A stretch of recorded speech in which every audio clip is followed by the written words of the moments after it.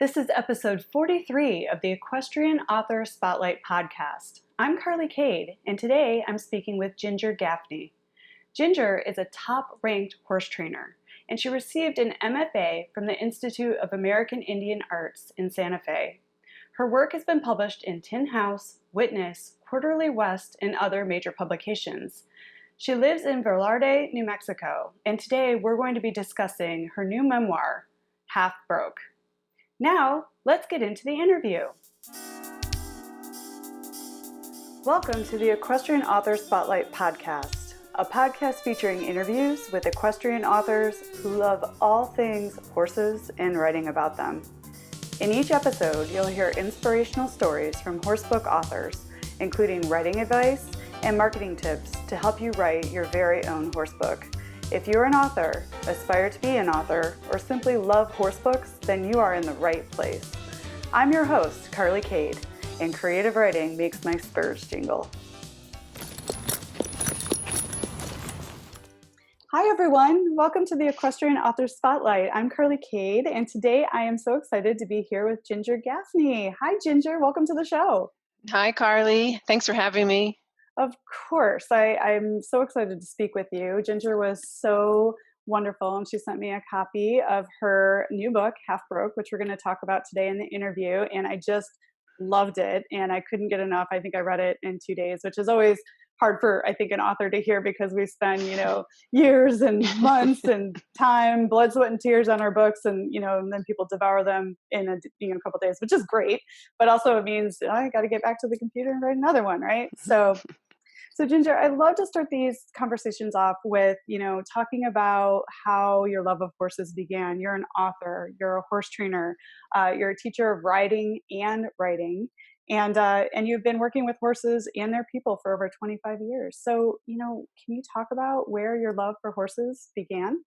I've always had a love for horses like so many of us, but I was not able to actualize it with my family because I was the only one in my family to love and be this passionate about horses. And my family really didn't have the resources. They listened to me and they would give me little plastic horses for gifts and stuffed animals. And I acquired quite a bit of those for many, many years. And on the way to elementary school, there was a stable that I passed every day. And I finally got up the nerve, because I'm a super introvert, but I finally got up the nerve to stop there one day and ask if I could help brush the horses. I'm sure I said brush because I was, 7 or 8 years old when I asked. So it was an old man who was a smoker and a drinker. And I'll never forget the smell of that barn. So many barns smell like that. That was my first time where I was able to get in touch with a horse. And then I rode there for a while. Rode a lot of his ponies, and a friend of mine and I rode together. But that was it for a long time. I could ride my friends' horses, or we would go and lease a horse until college. And I actually rented in my sophomore year in college. I rented an apartment off campus, and it was a downstairs of a house, but they had horses in there, and I illegally rode them because I was on basketball scholarship, and I was not allowed to ride them while I was on scholarship, and so I would sneak off on the weekends and stay away from campus and ride those horses there. So I don't know. I think I've been trying to sneak around and get to the horses my whole life. And finally, after college, I got my first horse. When you need to do it, you have to do it, and nobody can stop you. Not nobody can stop you. So That is absolutely right. It's yeah. like doing anything you can to be around the horses, and you did it well. I mean, you found ways to have horses in your life, even when you didn't have one of your own. And I think you explained perfectly a lot of young people's experiences. They don't know where it comes from. It's like we're born with it or something. And then we start with collecting the stuffed animals, and then the plastic horses. And then when we're old enough, we go out there and find ways to clean stalls, brush them, do anything we can to be with them. Yeah. And so today, you are a horse trainer. You work with experienced riders as well as anyone who wishes to get close to the power and honesty of the horse, which I love. Obviously, you're a lifelong horse lover, but what made you really want to pursue a career with horses, training horses? Just I loved them. I needed them. I didn't have words for it back then. But it was after college I started going to a barn, taking lessons, and the woman there thought I was a good enough rider to just like start riding her, exercising her horses for her. And she had a big barn. So I got a job there. And it was her, who said to me, you should think about doing this for, a career because you're very, very good. You're very natural. And, all you need is one person. I definitely needed somebody to say, Ginger, you could do this. And she was that person. And then I also had a wonderful neighbor when I moved out off campus and out into the country. And he's in my book. He was really my teacher for a lot of years. Hmm. You And know, he's the one that led you to your heart horse in that's the right. book. Your horse that you had that changed a lot of things for you.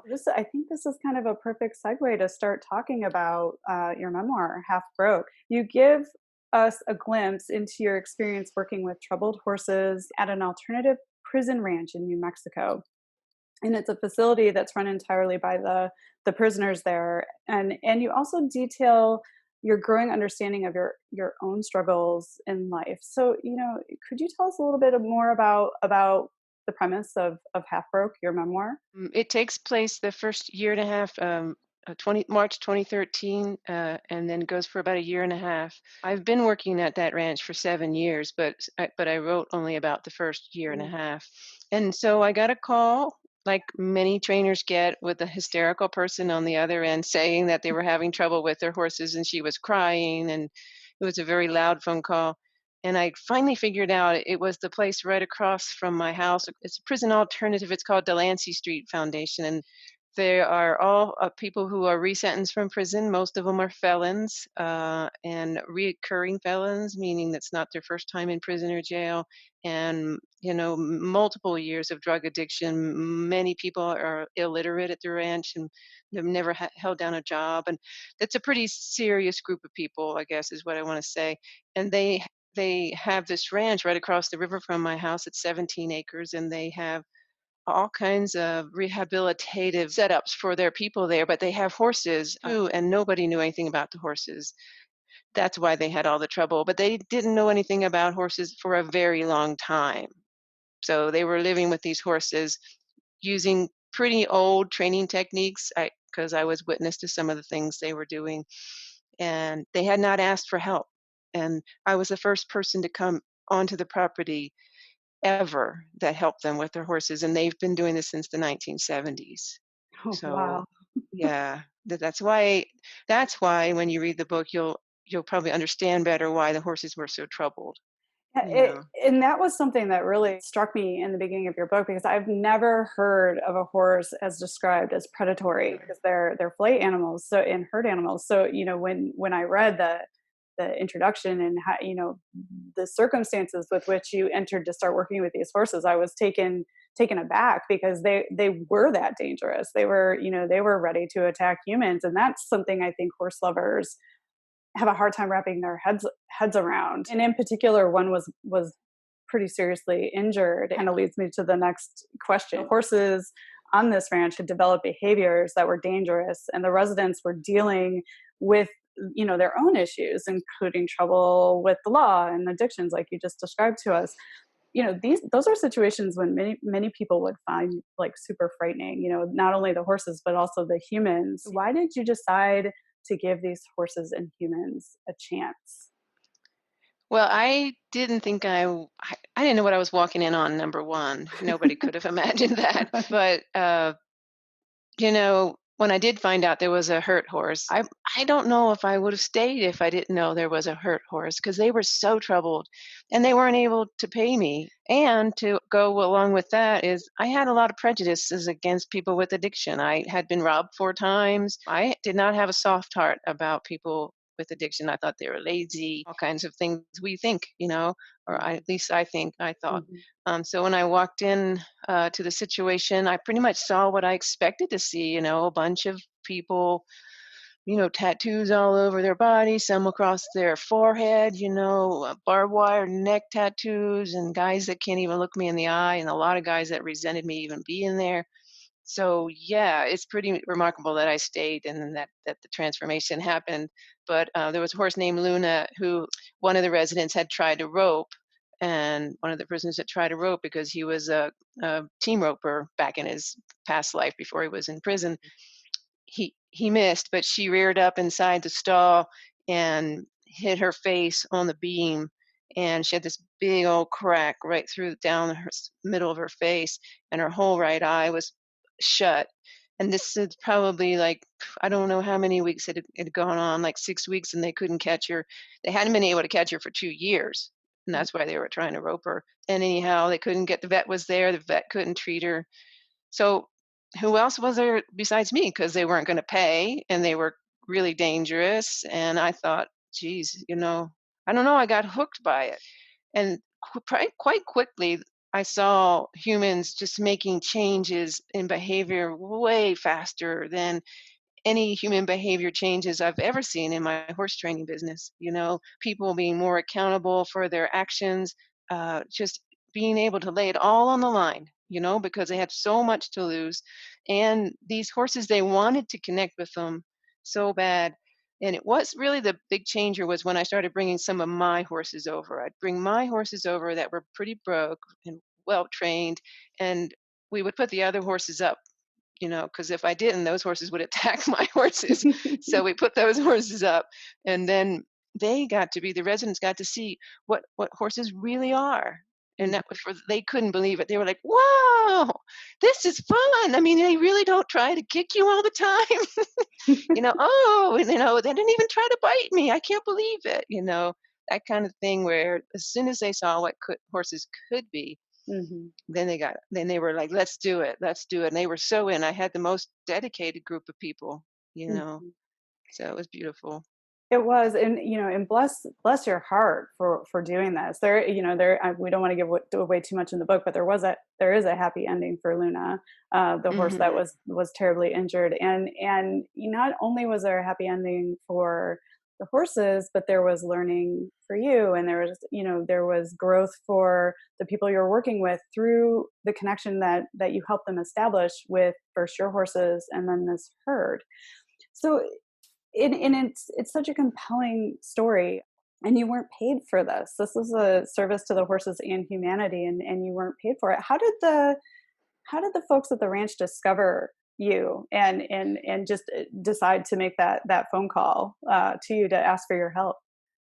I always keep a card up at the local feed store in the town nearby, and everybody knows me there. So people come in and ask if do you know anybody who can help us with our horses, and I'm sure that's how it went down because that's how they got my number. Hmm.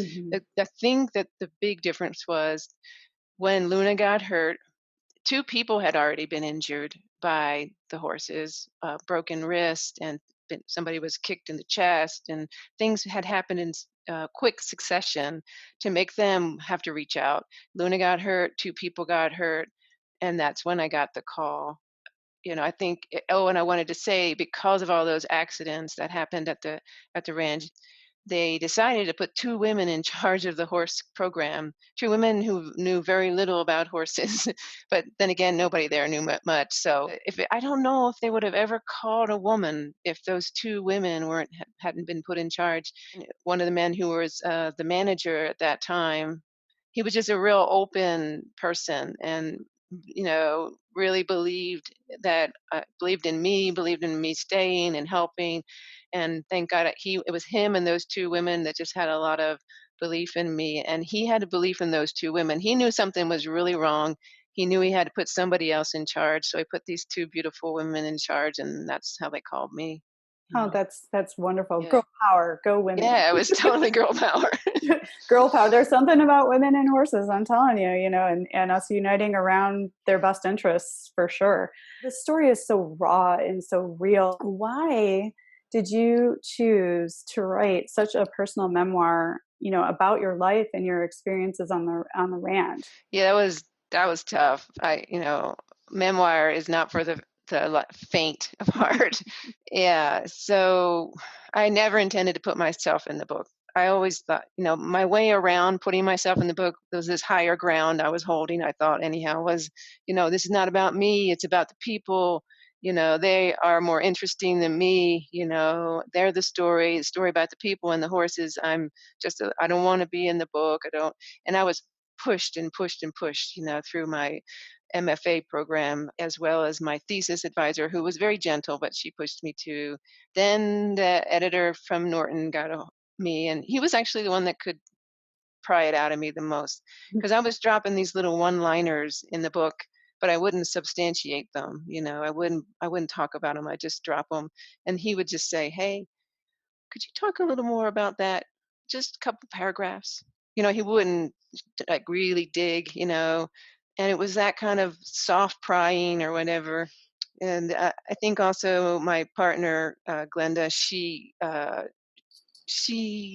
kind of brought it out of me too, because as people were trying to get me to talk about myself, she kept saying, "Ginger, don't you remember when you would come home from that ranch and how moved you were, and how I always used to say to you, 'What is it, Ginger? What is it that you're so drawn to there?'" And so that was something for me to go back to. I realized she had seen it in me, and I needed to find it. I needed to find what it was I was so drawn to, but because it became an obsession. Mm. I'd rather have been at that ranch than to actually continue on with my practice with horse training and riding. I was more interested in what was going on over there. I didn't know it at the time. I did not know it at the time, but writing this book made me realize that I was I was as much affected as anybody there, as much as the horses, as much as the residents. I was a big player, you know. Mhm. So, but I did not want to write about me. I think that's very, part of being an introvert and part of the writer's journey too. And sometimes in some cases it's also about being a woman. Who am I to include myself in this story? Like who am Yeah. I to write about my experiences? And I am so grateful that Glenda encouraged you and you had the soft hand of your editor to encourage you to and all the other people involved to put yourself into the story because it made it so real and rich for the reader of your book, to get that glimpse of what it was like for you. Because this is not your everyday undertaking, right? To get Yeah. involved with this sort of situation or these sort of people. Yeah. No, and thank you for the gift that you gave us with your words. Now, going back to writing a memoir, this is not a space that I'm familiar with because I write fiction. So how do you go about writing a memoir? Like, how did you get started on your journey to getting pen on paper and then inserting yourself into the story? Yeah. Well, so I went and got an MFA from the Institute of American Indian Arts, and I didn't think I was going to be writing this book. I was going into poetry because that's a love of mine. And I was just at that point in my life where I just really wanted to work on my writing.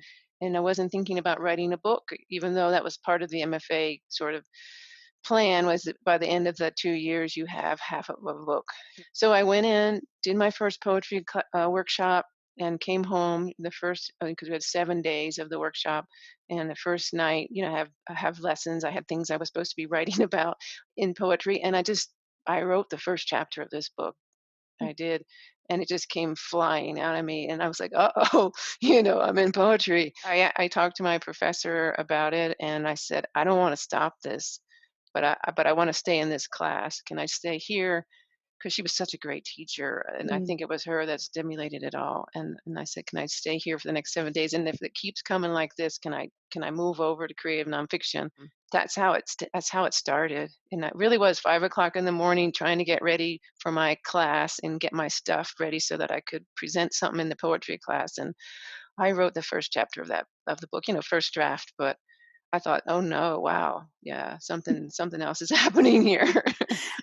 It's like that's amazing because it's like you in your responses to the questions I sent over, you're like you have to follow the muse, and that's sort of what it's like. It's like this lightning bolt that all of a sudden you're like, I don't know where this is coming from, and Yeah, in that moment, it's like to choose to follow it is very brave, right? Because you're not often sure where it's leading you, but you followed your muse, and there you were. You made the adjustments. You talked to the right people so you could continue on this path that kind of came to you yeah, surprisingly, right? yeah, yeah, I love this part too because in your memoir, very very often your relationship with a particular horse parallels the path of your human relationship. How did horses help you identify needing self-improvement while at the same time instilling self-worth with yourself and others? I mean, how are the horses part of this whole process for you?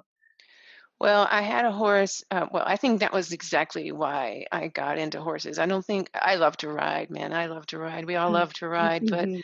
I don't think that's the only reason I got into horses. Mhm. Now I can say that, back then I didn't know. And I think that's true for a lot of us. I do, here we are, we want to ride and we love horses, and there's this something's underneath there. And for me, it's some kind of depth of perception that they bring me into, like moments in time, and just so so much like meditation in some ways, that you just can't leave the moment when you're with your horse and you don't want to.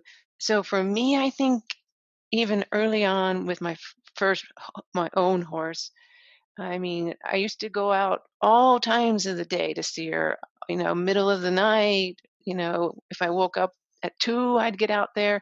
So there was something deep going on that I needed a horse, and she came into my life. So for me, I think personal transformation and horses have always been like together, Mhm. in the industry of horse training. You don't always get to work on that with people because you're trying to fix a specific thing in a horse or a problem. They won't go over the jump, or they won't put their hindquarters here, or whatever. You're always working on these physical dynamics, and they don't often get a chance to work on the real personal. I find my work now is moving more there. When I got over to the ranch with these horses and these people, it was all right there. It was all like right on that skin, like the change and everything about them was so visibly changing in front of me, Mm. literally physically changing in front of me. And it was the first time I got to do it. Got to work with people and do the give them the gift of riding and working with horses, but give them the gift of how horses can change us. But I think that's always what I was drawn to, not just the riding part, Mhm. Yeah, Yeah. I love in the book how you detail the changes that you experienced while working on the ranch and the horses and the people. And there's some moments where, you actually through the horses' mannerisms, you read like what's going on with that horse and the personality and what they're trying to show you, and you work with that rather than shift a behavior. You acknowledge the behavior and you work with it. And there's some moments that are challenging, when you're working with the residents of the ranch, and cleaning the hooves or getting close to the horses or leading the horses or approaching the horse. I mean, it's just so, I mean, you can see that parallel. You just detailed it so perfectly. Often what the behavior of the horse is reflecting is what is going on for the other person. Yeah, Would yeah. you agree with that? Yeah, there was this one moment with Luna, the injured horse. She was the last holdout, and she would never like let too many people even lead her. She would swing around and kick you. I mean, she was so fast. She just didn't trust, didn't trust, didn't trust. And there was a moment where she finally changes, and just for a few people to be able to lead her. And you would have thought that they won the lottery. They were like, "Did you see that? She's letting me lead her." And I remember they said, "She trusts us. No one trusts us." You know, Mm. and that kind of thinking, like the way they changed and the way the horses changed them, like that. I'll never forget that for Luna. Yeah, And yeah, that was a very moving part of the book. Could you hold up the book for those listeners it's watching my us on beautiful YouTube so they book. could, yes, it's so Oops, is it up? beautiful. Yeah, it really is. The cover is just fantastic. If I can talk about the cover a little bit, this is an artist. Inside the cover. I don't know her name, but they gave me four different. The publisher gave me four different beautiful artists to choose from, and this was one of them. And she didn't have blue eyes, the horse originally in the art, but I asked, can we have some blue eyes, because there's Luna had blue eyes, and Oh, Estrella, her sister, had blue eyes. I just have to say they did a beautiful job on the cover, and that's not always the case with horse books, they don't get it in the publishing world too much sometimes. Yeah, So it is a beautiful cover, and what I love about this particular artist is that the you probably can't see it on YouTube, but the detail of yeah, the fur of the horse's face, and the blue eyes are striking, but the detail of the fur on the front page, I mean, yeah, it's it's fantastic. beautifully done cover. I mean, Yeah. any horse lover would pick this up immediately and want to Yeah. know more. Which actually leads me to the title, Half Broke. Mm. What does the title of your book mean to you? And like, how do you think Half Broke captures like the heart of your memoir? I wanted to use language from the horse world, and breaking horses is the old language, but this is a kind of a gritty story. And it needed a gritty title. Mm, Uh, you know, I didn't want people to think they were picking up a like a lighthearted horse book. I don't know, or just a lovely. I just wanted it to have a little bit of grit. And again, the cover helps me because it's dark. But half broke for me, half means hope. The other, we still have hope, and we're not broken. mm, We're not full. I could have titled it broken, but we're not broken. We're half broke. There's a saying in the beginning from one of the women in the book, and I had sent her the title, and she wrote back to me in a text like this beautiful thing about, oh, that captures who we really are. We mhm, have hope. We are not. We are. We were at our last ditch effort to stay alive because she really was, mhm. and she thought she was going to die, but she still had hope. She still had a sliver of hope, and so I think that's for me. It uses that horse language of the old way about really breaking something, breaking them apart versus half broke, like, no, we can still have hope.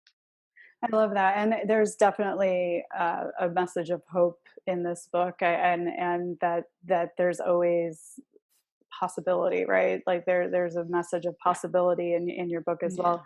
And I know that, you just talked about this, we are not broken, there's always hope. But is there a particular message that you hope you leave readers with when they've finished reading Half Broke? I always hope that the writers, I think, always hope there's dimensionality to, like, there's enough dimensionality, meaning you left enough for the reader to decide on their own what all of these things mean, to them. So I hope I did that. Like, I know writers often tell me, or authors often tell me, don't think about the reader. I thought about the reader a lot when I was writing this book. It's just for me. I had to think about the reader. For this book, for me, if it can just bring a little bit of forgiveness, like I had to kind of forgive myself of all my own prejudices over the years. And working at the ranch, I was a project of forgiveness. Like I had to really forgive my judgmental attitudes about people with addiction. I still work on it all the time. And I hope maybe this opens up a way to see the human beings behind the addiction. And it's not a real flowery presentation of addiction and recovery. It's a hard, hard process. But in the end, we can still hold some forgiveness there, and some hope. But that be able to see the people behind their addiction, which I have clearly been able to see. I think the book shows it Hmm. about people really emerging through their addiction, and you start really rooting for people to make it. That's how I feel about people. When I meet people who are in recovery and who are really in recovery, boy, they look beautiful. They look more beautiful than anybody I know. I mean, they are so clear-eyed and straight from the heart, and working their butt off to survive each day. They are really inspiring people to meet. There certainly is possibility for awakening, and and there's always the opportunity to give people a chance, because I think you mentioned in your questions, your response to the questions, a person is always loved. They're from someone, right? They're a Yes. brother, they're a sister, they're a mom, they're a father, right? That's And right. did you want Yeah. to expand on Yeah, that a that's little? exactly it. When I see people on the street, that's something I say to myself all the time is like, that's somebody's daughter, Mhm. no matter, because sometimes I get kind of creeped out when I'm walking up to the Walmart and people are following behind me, and I get creeped out and a little annoyed, and I have to shift and turn Mm. around and take a good look and go, that's somebody's daughter. That's my sister. That's your sister. That could be any one of us. That's a really incredible way to look at life and humanity and other people. And thank you for sharing that. So, what advice would you offer to another writer who aspires to pen a memoir? Do you have any any advice you could share? I know you already mentioned it's pretty raw and it gets really real. What would you say to someone that wants to take that on? I think memoir, it'll change your life. You want to grow, write a memoir.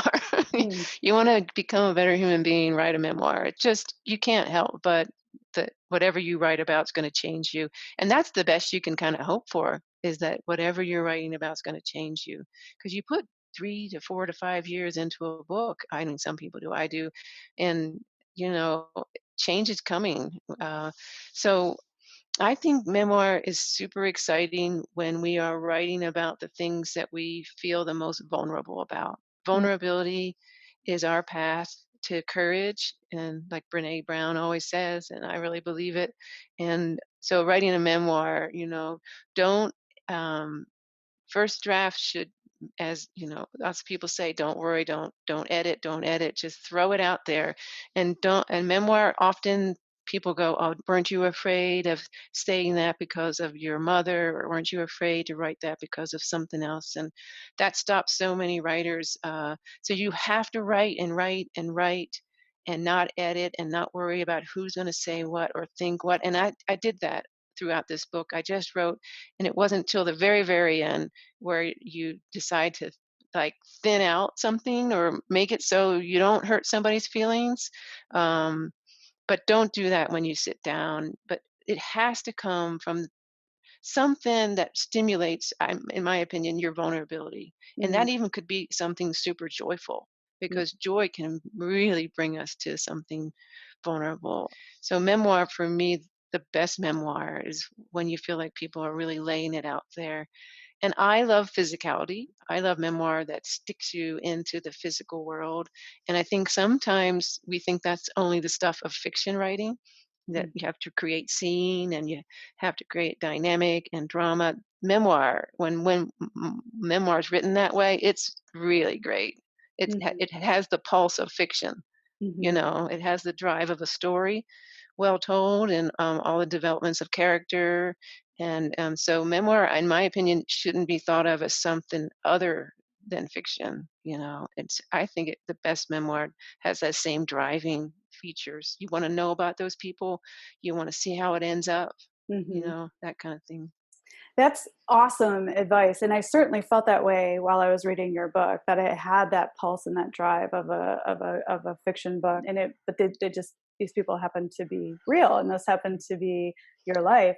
And you started your memoir inside the structure of your education. Would you recommend someone that's new to memoir getting involved in like the class structure? How did that help you Good get this question. going? Yeah, that was a good question. I would say I was a little older when I went to my MFA program. I had a lot of life. I kind of, even though I thought I was writing poetry, once I figured it out, what I'm writing, I had it. I knew what I was going to be doing for the next 2 years.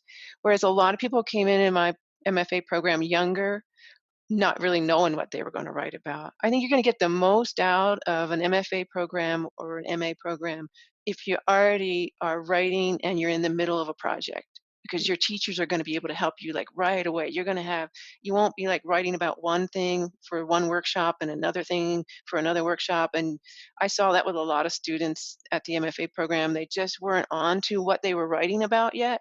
And so they didn't get as much good instruction, because how can the instructor help you if they're just helping you with the 10 pages, 15 pages that you're giving them? But if you're already onto a project, I think something like an MFA program is really worthwhile. I would say if you're working on figuring out what you're writing, then I would go to writers workshops. Then I wouldn't do an MFA program. I will wait for that muse to hit me, and I'd be into 30, 40 pages of what that muse is, and then go for it. Oh, that's great advice. And like have a solid, drive forward, and then that Mhm. program can support the creation Yeah, of it. yeah. Like it's That's not. how it worked for me, and it worked really well for me, but I saw other people not have that work so well. That's a really great. That's figure out who you are over here in the workshops that probably aren't, quite the financial investment, and then move over here when you're really feeling strongly about something and you're Yeah, heading in that direction. yeah, That's great. yeah, Now, this is really cool too. You are traditionally published. Can you, tell us how you ended up working with your publisher and what it's been like working together? You're published by Norton Publishing. yes. So, again, I wasn't really going for a book to do the MFA program, but and I'm also a big introvert, but I do these weird things that I throw myself out into the public anyhow. So I decided somewhere during the program that I was going to try to publish uh, one or two of these chapters, is to see if my MFA program, to see if could they hold up, are they any good? And because I did that and a number of them did get published, that gave me this kind of confidence that I needed. I really needed it because I still think of myself as a horse trainer first, I needed confidence about my writing. And when I got the three different chapters published, I thought I do have a book. These are good things. So that's what made me push on it to say, okay, finish it, Ginger.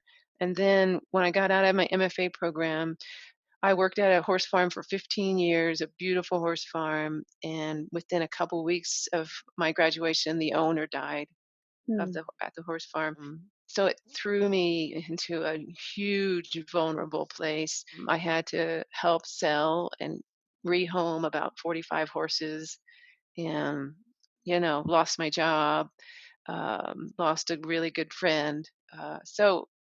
And I had time on my hands.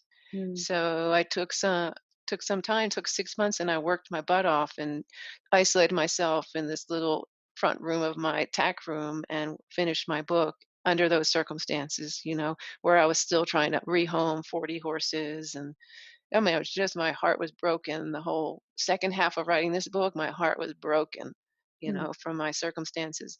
It's not a bad place to write from. You get right to your core and you can't really leave it behind because it's your everyday experience. And I tell writers that all the time. It's like, are you crying? Good time to write. That's true. And so I set a date where I signed up for a full book workshop, like a manuscript workshop. And there was five other writers in that workshop that also wrote full books, and we were Mhm. working our whole book. And at that workshop is where I met my agent. Mm. Um, yeah, she was sitting next to me at the dinner table the first night. I didn't know she was the agent, and I just started. She was like, "Oh, what are you writing about?" So I was like, "I'm writing about these horses." you know, I'm not. I don't know who she is. Her mouth was like, and she was like, "Did you pick me? Did you pick me? So can I read those 10 pages?" So I picked her and she read them. And the interesting thing about that is she did this wonderful thing. She didn't sign me or anything. And she said, "Hey, I want to give this to about 10 other readers." And she gave them to 10 readers at Washington State who are in the MFA programs there. And she uses a lot of those students to be readers. It was great because I got 10 other readers to read my whole manuscript. So by the end of it, I had 15 good readers on my manuscript. And she said, "Take it, take all this advice and work on it." And I did. I took another 6 months, and I had 15 copies of my manuscript on my really big table. And went to work on it really hard. It just took a lot of critique. It did. It took a lot of critique to make it as to where it ended up. It was really interesting, the whole process of critique. I have a lot of confidence now in critique that I did not have when I first started writing. So went about 6 months later. I sent it back to her. I said, I worked on it. I didn't even talk to her in between that. I think she might have thought I was not going to work on it or whatever. I sent it back to her and I said, "I worked on it. Here it is." And I didn't know what to expect. I thought she'd come back with another round of critiques, and she said, "It's ready." And I'm like, "It's ready." And she's like, "It's ready to go to New York." And I'm like, "Oh my God, are you kidding me?" Wow. So, Wow. yeah. And it didn't take long. Once it goes to New York, it does that. She got a list of editors she knows and wanted, and it didn't take very long. it happens very fast. When it hits New York, it happens very fast. It either gets picked up or it doesn't, Hmm. you know? And Yeah. then so she pitched it to a variety of editors and was looking Yeah. for who was most interested in Yes. taking your manuscript. Yeah. And these are people she had relationship with. Yeah, yeah, at the different publishing houses. And so she said to me, because I had a couple calls from different publishing houses, and she said before the calls, she said, remember, you're looking for somebody who loves, loves, loves your book. That's all you're looking for. And I thought that was the best advice because a couple of them were, I could tell they really loved the book, but I could also hear something in their voice, some questions. And by the time Tom Mayer from Norton called me, it was an hour-long love fest on my book. You know, Mm, he never really said, "We're going to change this," or what. I got some questions about that. The only question he did say was, the only concern I have is, are you ready for this? Are you ready for this story to go public? You're very private, and mm. do you feel like you're ready? And I said, I'm ready. You know, Wow, what a tremendous story. I mean, what I love about this is like the lightning struck, you followed the muse, and then it feels like everything just kind of lined up to like the universe like lined up to support you moving through the process of taking these pages and then bringing them full on to a book. Like you sat yeah, next to your agent and you shared with her and she took interest. Then she helped you, guide you along the way. You got these wonderful beta readers or advanced readers that provided critique for you so you could take that feedback and then work on your book and make it stronger, and then it landed in the hands of a editor who loved your book, and now you're published. Like that's an incredible story. yeah. And I know that not everybody has a glory story around publishing. Hmm. So, because I've heard so much. So I am really grateful, but I have had a really, really good team. And Hmm. so I'm so glad that I can be one author that says, don't think it's going to go bad, you Yeah, know? I Yeah. love It that. takes a ton of work. It takes a ton of work. I mean, that's the thing. That 15 copies of my manuscript on my table, and working through the notes and trying to figure out which ones I needed to listen to. And I mean, I've never done anything like that. So that's a Hmm. skill. Set yourself out to just build your skills because writing is all about not just your story, but all the skills around writing a story. Absolutely. And I'm just very happy to hear that you didn't have to suffer the rejection letters we all hear so much about. So so it's great. And this is a very positive story. And it these things do happen. And I'm so happy it happened for you. That's Yeah, thanks. wonderful. So you have mentioned a couple times that you're pretty introverted and you're very private, but you wrote this memoir. So what are some ways that you are reaching out to readers? So because I went traditional, they have a publicist who did all the early heavy work, and she's really wonderful for Norton, and she did all of the sending the book out everywhere. I don't know. So that's how it ended up getting reviewed in the New York Times Book Review, and That's incredible. How did that yeah. make you feel? I was in Paris when I found that out. My sister's in Paris, and I was visiting her, and I got the email, and I said this. I said, "Oh my God! Oh shit!" And at the same time, because New York Times Book Review can be kind of be Brutal? intense. Yeah, Yeah. yeah, it can be intense. They're not always just nice. And so it was a good review. But I'll include it in your show notes too so people can take a look okay, at it. Yeah. yeah. So anyhow, my publicist has done a lot of the heavy lifting, and so it was clear to me from all the notes they sent me that it would be up to me to reach to the horse world. It Mm, would be up to me to reach out to the recovery world. mm, They've done all the literary and reviews and all those kind of reaching out. So my part is to all the things that matter to me. Like I want people from the horse world to know this book exists. I want people in the mental health profession to have access to it, mhm, drug and alcohol counselors. So, yeah, and I'll probably be reaching out to the gay community some too in the mhm, appropriate places. So, mhm. but that's my job. Well, that's great. Well, I am part of the horse world, and I That's right. absolutely enjoyed your book, and I'm so glad you reached out to me about being on the podcast because this is a fascinating story, and I'm learning so much, and I truly enjoyed your book, and I'm so happy for your success.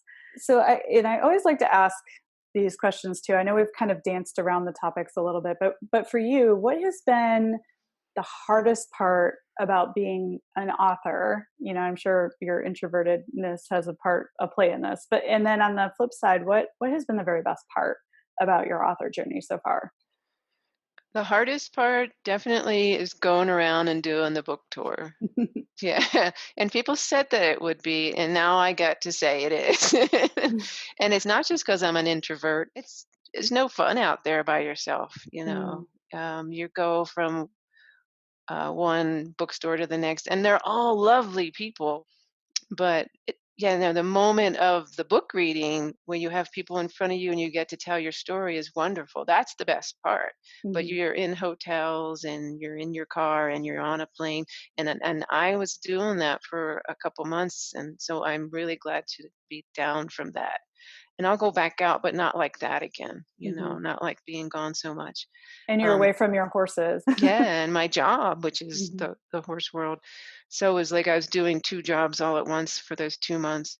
The best part is writing the story, mhm, for sure. It's the best part. I hope other writers feel that way.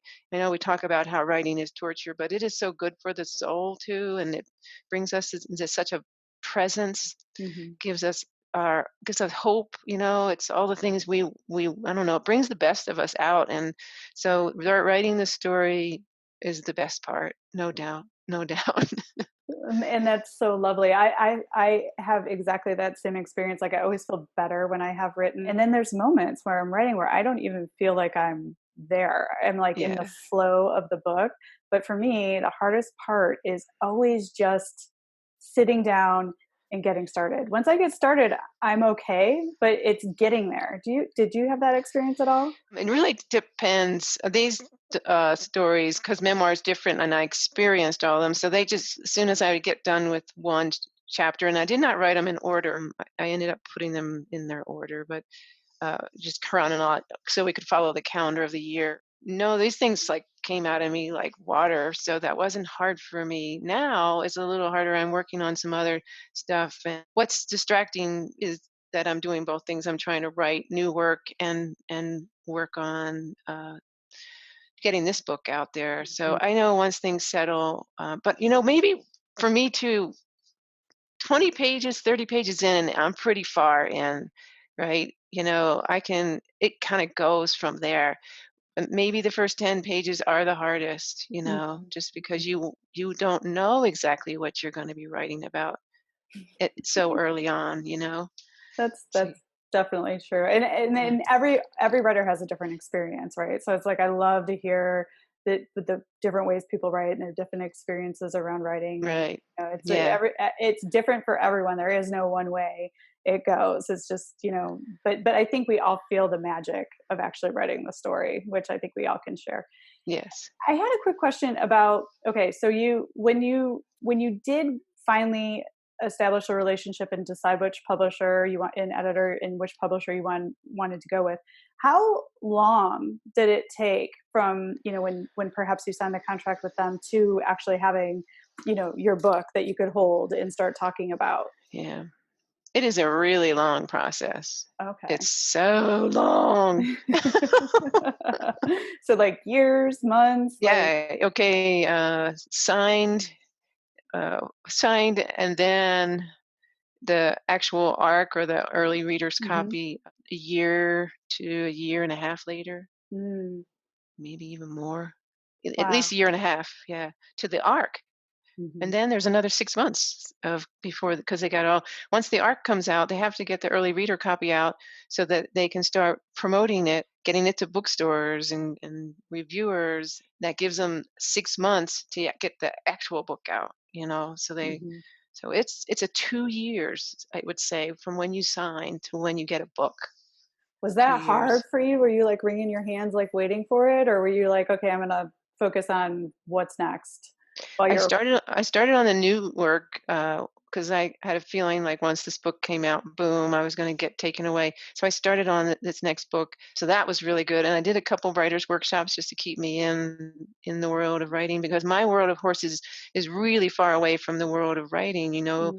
Like even though those two words, riding and writing, sound a lot alike, and people always get confused when I talk. But when I'm out working horses, people see me just as this horse trainer, and I have like I'm training horses along and then getting stuff from my publisher, and I'm like, so I'm both those things in a world that just sees me as one thing. That was one of the weirder parts. And now Mhm. at least the book's out and I can be both those things to people. Mhm. All my clients have the book. They know me as a writer now as well as a trainer. So it's kind of, I get to be both of me now, you know? That's cool, and that, that is interesting. It's true. It's like two separate communities and worlds until the final product is there and people have that to experience you as that. Yeah. And that it's awesome that you just went to your next project, because that is the next question for you. Like, what are you curious about right now? Like, what's next? Where are you going? What are you thinking? I think I'll always write about the things that I love and the things I'm passionate about. So, and I know one of my teachers from school said, most writers only write about two or three things their whole life, Mm, and I think that's what he means, is that we stay with what we're passionate about and what our kind of our history. Like the writer Fenton Johnson grew up in near a monastic community in Kentucky. Those characters are in every one of his books. mhm, His setting is always Kentucky, even though it's different every mhm. time. And like Pam Houston's the same way. You can really see the threads of her life in all her books. And I believe that's going to be true about me. I will continue to write about at-risk people, horses, the mountains, and right now it's kind of what I'm writing about, is this taking this journey into the mountains with six at-risk women, Mm. and in part of their recovery happens up in the mountains. So that's what I'm writing about now. I'm excited to see what happens next in your author career. And you've already had so much success here, and I'm glad to hear you have another project in the works. We'll have to have you back when that's That'd be available for. great. Yeah, and I've so enjoyed our time together. Ginger, would you share with listeners where they can find more information about you and your books? Okay. I do have a website. It's my name, www.gingergaffney.com. I am on Facebook, but I'm a minimalist about Facebook and social media in general. But what I would encourage, if you want to get this book, Amazon has it. It's on Audible. But if you can go, because we really need you to go to your local bookstore and buy it from your local bookstore. You can get on my website and links there, but I encourage you to just find your bookstore at home and use it there. Get my book there. Almost every bookstore has it. If they don't, they can order it. Yeah. Absolutely. Yeah. Let's support our local bookstores in Ginger and request her books there if they aren't already there. I will of course link to all those places in the show notes too, so you can find more information about Ginger and her book. And I'll also link to that New York Times book review, which is such an exciting moment for an author. And I'm glad it was a good one. Yeah. And Ginger, I so appreciate the gift of your time. Thank you so much for being on the show today. Oh, thank you. Thanks for having me. And thank you, all you horse people. I love you. We'll get the word out to the horse community, lickety Yeah. split. Yeah, that's great. Thanks for joining us this week on the Equestrian Author Spotlight podcast. I hope you enjoy these Q&A sessions with wonderful equine authors who love all things horses and writing, just like me. Visit my website, carlycadecreative.com, where you can read the show notes, and make sure you never miss a show by clicking the subscribe button now. This podcast is made possible by listeners like you. Thank you so much for your support. Want a free guide to secrets of horsebook authors? Gallop over to carlycadecreative.com/wisdom to have author advice delivered instantly to your inbox. If you are an author who writes about horses and would like to be spotlighted, please let me know. Visit my contact page at carlycadecreative.com to fill out a request. I'd be happy to have you on the show too. Thank you for tuning in to the Equestrian Author Spotlight podcast. See you next time. I'm your host, Carly Kade, creative writing makes my spurs jingle.